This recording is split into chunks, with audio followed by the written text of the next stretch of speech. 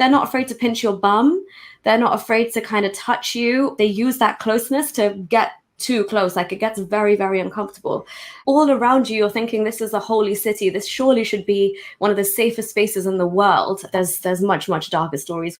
My parents went to the Hajj, they went to the pilgrimage. Before they went, they were given so many warnings about what they should do during the Hajj. And I witnessed the same thing when other people went to the Hajj. And there was one warning that stuck out so much, that women should be especially careful during the Hajj, and that my father should always stay very close to my mother and never let go of her hand. I remember this one conversation about cabs, about taxis. They were saying that my father should go in first and let my mother out first, because many things happen, like women being sexually harassed, having their belongings stolen more often, or even being abducted or something.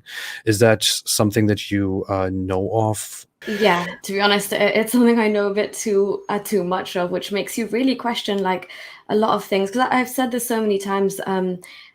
This amount of stories of women, even if, like, my dad had the same fears when we would go as a family, you know. So it becomes really kind of intense and awkward and dangerous, even when you're doing tawaf, like when you're circumambulating the Kaaba. Especially, like I said, in Ramadan times, it's like a mini Hajj at that point. So it's like the same amount of rush. But honestly, they're not afraid to pinch your bum. They're not afraid to kind of touch you, or you're in an abaya, but they use that closeness to get too close. Like, it gets very, very uncomfortable. And you're kind of in shock at that moment, because the Kaaba's here and you're here getting touched up by some man who's in ihram and supposed to be here cleansing his soul and heart and purifying himself. And you also don't feel like it's the right time to even tell the man or the person you're with, your mahram, because it's such a horrible thing to experience. But it happens all the time.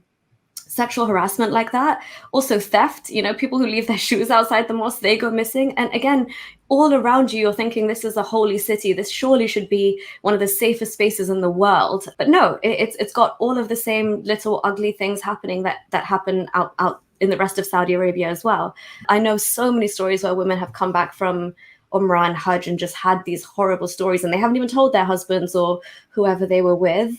And then obviously, like, there's much, much darker stories, which probably will very much kill the mood of this conversation. But even one of my own teachers from high school had like the most horrific experience happen to her, where she was in a taxi and the guy just took a detour and drove her into the middle of the desert and raped her and just left her there. And she somehow made it back. But all I saw of her was she came to school to collect her belongings and she just left the country. And you can't even imagine like what would have happened. And the fact that she just silently left the country, knowing there's no justice that she would ever get in Saudi Arabia, nobody would be held accountable, just speaks volumes.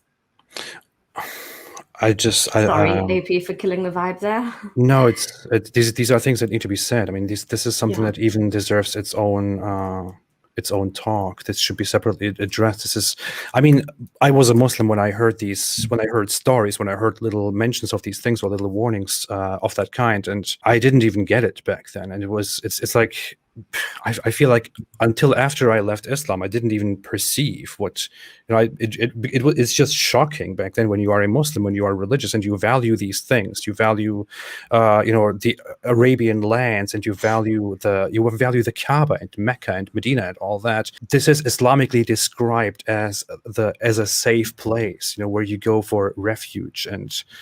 And then you think, wow, in that holy place, the holiest place of all, you have men everywhere or others everywhere trying to engage in extremely terrible behavior, in abusing women and abusing others, and in groping and rape and theft and all that. I didn't even get it back then. And only after I left Islam, I thought, wait a minute, what the hell? Yeah, and unfortunately, you internalize it and you think, okay, this is just a woman and this is maybe something I have to deal with, you know. And I never had the audacity to tell my dad, just out of like, I can't even bring that to my lips. Like, what would he think and say? But obviously now I think completely differently. But at that point, you genuinely do think, okay, this is just something I have to deal with as a woman, but it's something I deal with alone. And because again of the context that's happening in, you're just doubly as shocked, right? You're like, I'm here as well on a pilgrimage. I'm here to get close to God, and this is like the antithesis of what I should be talking about here. And it just, as a woman, you really internalize these things. I think there are, like, you're actually probably people who have lived in Saudi Arabia, and the way we were taught, because if you go to an international school, up to a certain level, Islam isn't compulsory. Because of that, you have to, like, obviously my parents were adamant that we would all learn the Quran. We actually had a teacher come to the house. But again, the horror stories of what these men do when they come and teach kids at home is like, there's so many stories. Obviously, we'll get back to the point of this discussion, but yeah, all of these things definitely need to be discussed, and people, they need to come out in the open now.